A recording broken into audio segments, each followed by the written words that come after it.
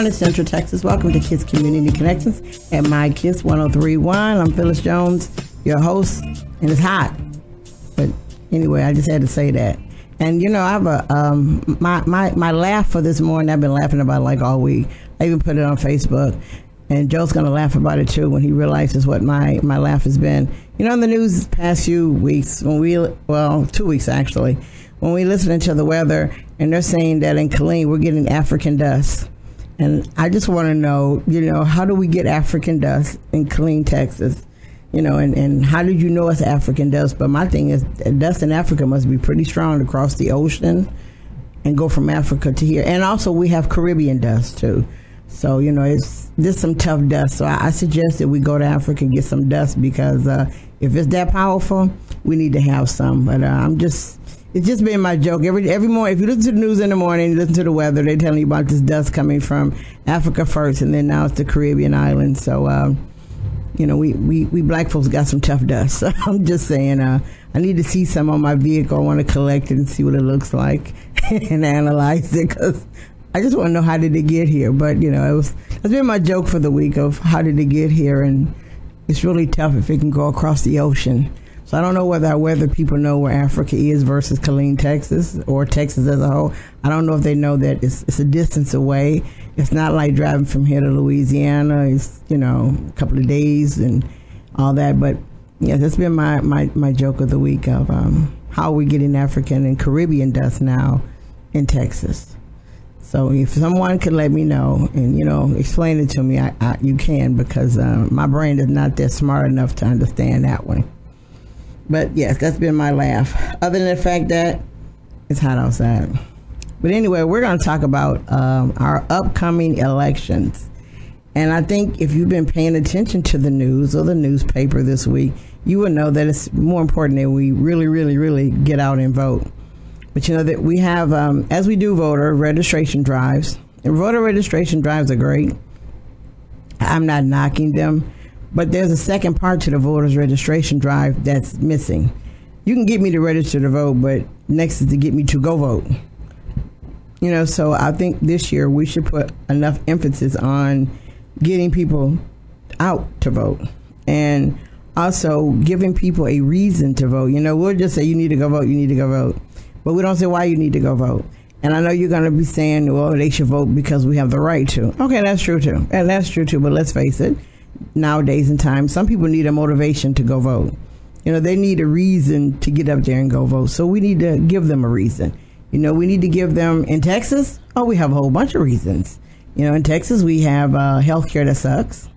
So if you have health care, you'll notice in Texas, it's not exactly the best health care. And health care for our kids, we're 49th. And I think there's only 50 states, so we're 49th in health care for our kids. We need to fix that. Our education, we're 48th in the nation for education. I think we need to fix that because if we don't, we're not going to have any kids to take our place when we get older because they won't be educated enough. Our State Board of Education person, we do vote for them, and actually we vote for them blindly. I don't know if you know, but on your State Board of Education in Texas, none of them have children. Yes, I did check. None of them have children. None, not one of them. So the person who's voting, you got to figure, even though your school board might do something crazy, something you don't understand, they have to listen to your Texas State School Board. They're the ones who make the rulings that goes to TEA and come down to the school district. They're the nuts that we need to go and talk to.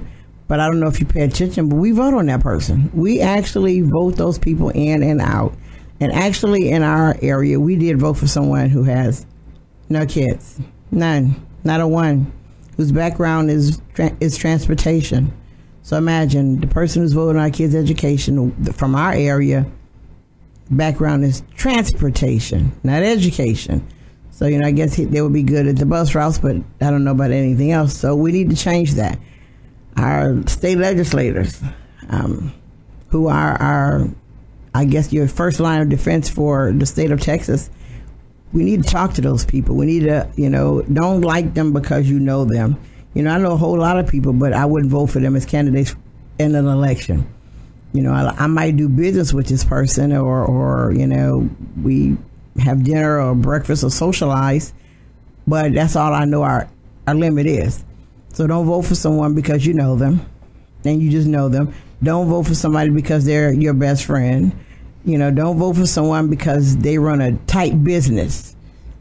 Don't vote for them for those reasons. Vote for the candidate itself. If you've been following one of our candidates, and I'm not going to name names, who's running for legislator, you pay attention to the fact that in his platforms, in his speeches, when he had his forms, he downed the other candidate for taking money from a certain person. But if you look at where he getting money from, he's getting money from the same person that he previously stated in an argument and said it in the paper all over the place. My opponent is taking money from this person right here. Well, he just took money from that person. So why did he say what he said when here he is doing the same thing? He downed the Tea Party, but guess what? He's the guest speaker at the next meeting. So we got to pay attention to that. We need to look at those things. Those things are significantly important. It's more or less for him. It was, I can say it, but now I'm doing it. His reason for taking money from the person that he accused his opponent of taking money from, his excuse was, well, we agree and we disagree on certain things. Wow, really? Well, everybody agrees and disagrees with certain people on certain things, but that doesn't mean that I can criticize you for giving money to him, but I can justify you giving money to me. So we need to look at those things and pay attention to them. Pay attention to when you have these candidates, where they go. Do they only go places they're invited to? Do they pop up at events? What kind of events do they go to? Because they're talking to people there. We got to pay attention to our candidates, and we got to ask intelligent questions. Don't ask these elaborate questions as what you're going to do about taxes. No, quit asking that question. Ask the really detailed questions. What are you going to do about a certain thing other than just taxes? Because we roll that off, and they know you're going to ask that question, so they already got a ready-made answer for you. But when you ask the other questions, they don't know. I asked the person that's running for Senate about global warming. Well, that was a question he didn't expect me to ask. That is a concern of mine. But he didn't expect me to ask that. That's not what so he looked at me, and I'm looking at him, and I'm waiting for an answer. And he has to get back with me. Okay, for me, that's strike one. Not to say I'm not going to vote for him, but he's supposed to be well-rounded. And if he's running for the office he's running for, he should add, he should know. His question to me was, why you care about global warming? I'm like, well, if Alaska, the polar bears in Alaska are running out of land, if they're running out of land because it's getting too hot, we're in trouble. We need to know that. They didn't have a cold winter this year. We're in trouble. Whenever their weather changes, we're the ones going to be in trouble. So global warming, polar bears are losing land because they live by themselves. I don't know if anybody knows that. They don't live with anybody else but themselves because they can't live with anybody else. But if they're losing their ice land, which means they'll be dying off, but that means if they're melting, so are we. So we need to care about that because global warming affects all of us. It affects us when we have these hurricanes and all these other issues. All that comes from global warming, to which no one's talking about. Our president doesn't talk about it. Your Congress doesn't talk about it. Nobody talks about it. Well, one, they're busy fighting. But no one's talking about it, but it's happening more and more.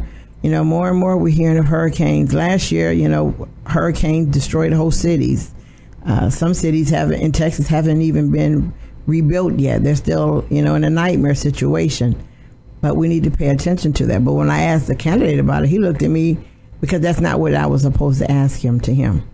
That wasn't a question that he was prepared to answer. But we need to ask those questions. We need to hold candidates who are running, hold them accountable. If the candidate doesn't tell you what his job description is, if and when he wins that position, there's a problem. If you're a person who's running for county commissioner, can't tell you what a county commissioner does, I think that's a problem. State legislator, your Senate, your Congress, if they can't tell you what their position, is, then it's a problem. You wonder, are they running to run, or did someone put them up to running? But you want to know exactly what happened. So what I'm saying is, be informed. Remember, this year we have a chance to change the United States. Yes, I did say that. This year we have a chance to change the entire United States. Now, if you like it the way it is, okay.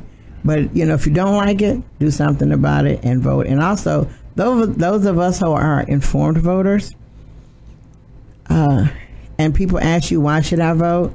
Make sure you know some of the reasons why they need to vote. Don't say because our forefathers fought and died for the right to vote. That's true, but don't use that one. Everybody does. Use something that pertains to that person. You know, use the person who has kids to talk about health care. Use the parents to something something that affects them personally. Use that. Bring it down to fifth grade language. I'm not saying because they're dumb, but what I'm saying is if I talk to you in fifth grade language, I haven't offended anybody. It's a normal language you should talk when you explain anything anyway. You know, even though you might say, I got a math, I don't care what kind of degree you have, but when you talk to everybody about something, you need to talk fifth grade language. But be prepared to let them know why they need to vote. You know, if someone came up to me, you know, okay, why do I need to vote? I'm going to look at their age, right? Their age. What are they doing in life? And then let them know why they need to vote, because what affects them. So let's do that. But, you know, there's another segment of people that we're forgetting. I don't know if you know that there's a law. And right now, I'm going to tell you what our problem is Texas. We have a problem with principals are not registering high schoolers to vote. So now now people in Texas are talking to superintendents. Now, did you know? I just want to know, you know, and I know most of us are going to say, no, I didn't know. But 35 years ago, the Texas legislators enacted a law requiring high school principals to register eligible students to vote. Most of them are not complying with this law because the numbers are very low. So they're not doing what they said they were going to be doing.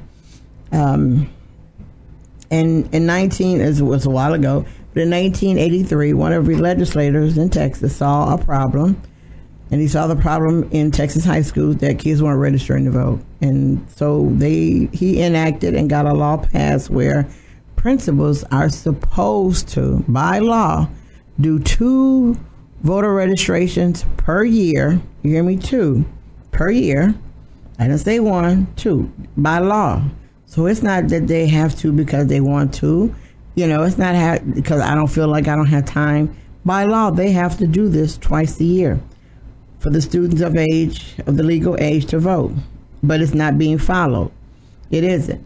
A lot of advocates are finding out that the kids are unaware that they're supposed to vote. You have principals that are uninterested in their duties to register eligible students to vote, who must be at least 17 years and 10 months old.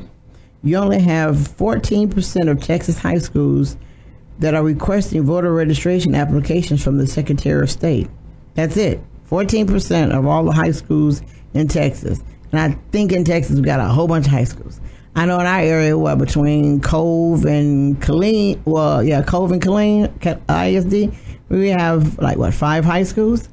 So, you know, Temple has a high school. We have a lot of high schools. And you imagine only 14% of those high schools are the principals.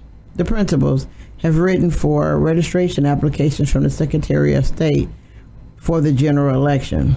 Now, private schools, no private schools have requested applications either, according to the report from the Texas Civil Rights Project, to which I became a part of once I realized that, first of all, I did not know, I don't know how many of you, I didn't know that it was a requirement for principals to do that. I didn't know. I thought principals were doing that just because they were interested in voting. I didn't know that. And I didn't know that in principals who were saying, no, you can't do it at my campus, I didn't know at the time that I can actually pull this out and say, excuse me, but it's by law. Now that I know that, and now that those who are hearing me know that, we need to go and have voter registration drives. You need to go talk to the high school principal and let them know that there is a law that was passed, that they need to do it. It was, I'll say 35 years ago, but you can just Google it and find out all about it. But we can let them know that, excuse me, but you do have to do high school voters registration. It is the law.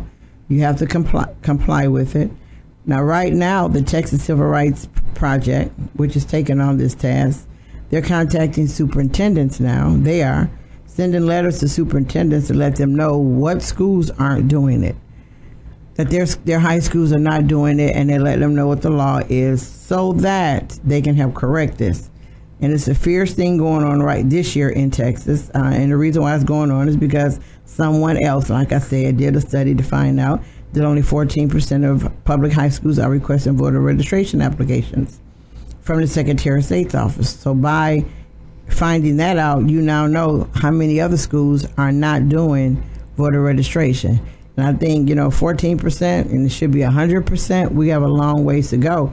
But that means that the groups and organizations that, like I said, care, that do voter registration, and a lot of people do, then we need to turn to our high schools and make sure that those kids are getting their rights to vote, that are registering to vote, because they care.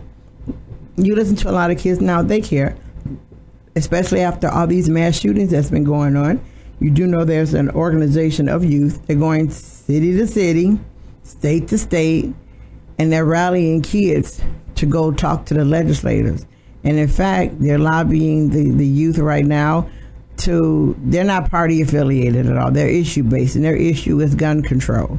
So they're going from city to city, state to state to talk about the gun control. Well, then if they're doing that, then we need to back it up and make sure that these kids in high school that are eligible to vote are being registered. We need to go back and make sure these principals are doing their job. And if they're not, we need to let them know what the law is. Like I said, the Texas Civil Rights Project, they're already talking to the superintendents. They're doing that now. This is what they've been doing in the summer this year. All summer talking to some of the principals. I've helped also talk to some of the superintendents and some of the principals to ask them, did they know that this law even existed? Most of them will say, no, they didn't know. And, a lot of them are saying, show me. And, luckily, like I said, I'll Google it, and they look at it and go, oh, I didn't know. Well, we'll do something about it.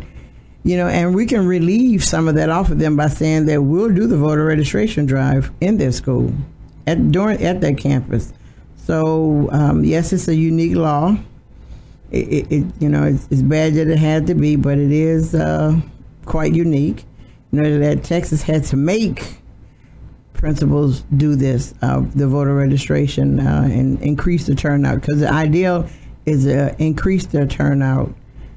But in reality, we know it's not happening right now because it's just not working.